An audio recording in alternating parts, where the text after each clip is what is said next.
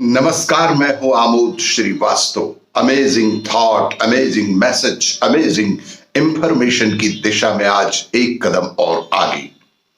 आज के इस दो चिंतन का विषय है वेताश्वतरोपनिषद और एकांत का महत्व।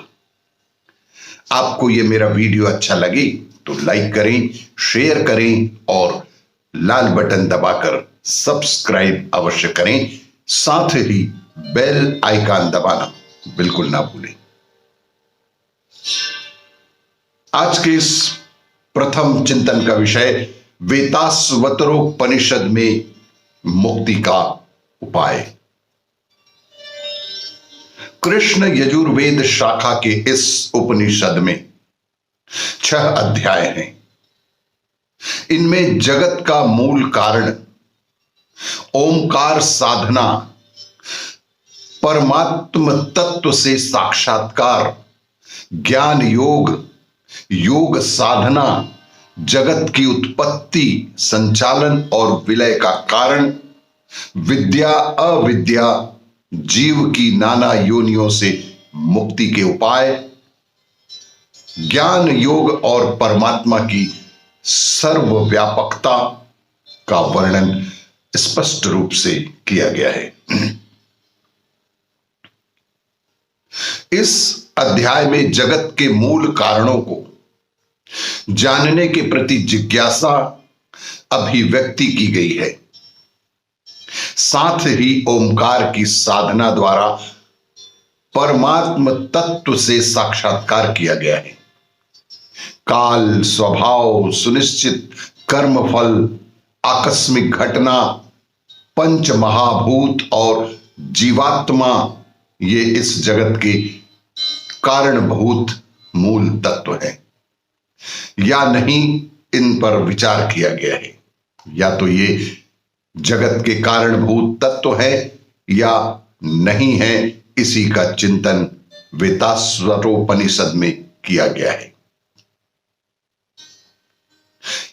ये सभी इस जगत के कारण इसलिए नहीं हो सकते क्योंकि ये सभी आत्मा के अधीन हैं।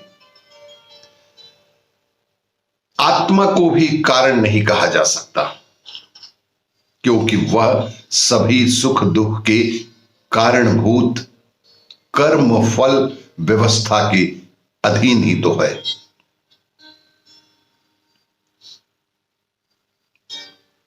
केवल बौद्धिक विवेचन से ब्रह्म को बोध संभव नहीं है। ध्यान के अंतर्गत आत्म चेतन के द्वारा ही गुणों के आवरण को भेद कर उस परम तत्व का अनुभव किया जा सकता है। संपूर्ण विश्व व्यवस्था एक प्रकृति चक्र के मध्य घूमती दिखाई देती है, जिसमें सत्व रज तम गुणों के 3 वृत्त होते हैं। पाप पुण्य 2 कर्म होते हैं जो मोह रूपी नाभि के केंद्र मानकर घूमते रहते हैं। इस ब्रह्मचंद्र में जीव भ्रमण करता रहता है। इस चक्र से छूटने पर ही वह मोक्ष को प्राप्त कर सकता है।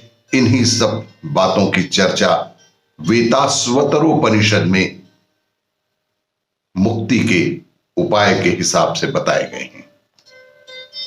आज के इस दूसरे चिंतन का विषय एकांत में व्यक्ति को अपनी भावनाओं पर नियंत्रण रखना चाहिए। भगवान शिव जी पर्वतों के बीच एकांत में उपासना कर रहे थे। उनकी पत्नी सती देह त्याग चुकी थी तो शिव जी अकेले हो चुके थे। शिव जी घोर तप कर रहे थे, कोई उनसे मिल भी नहीं सकता था। वे अपनी तपस्या में नितांत डूबे हुए थे।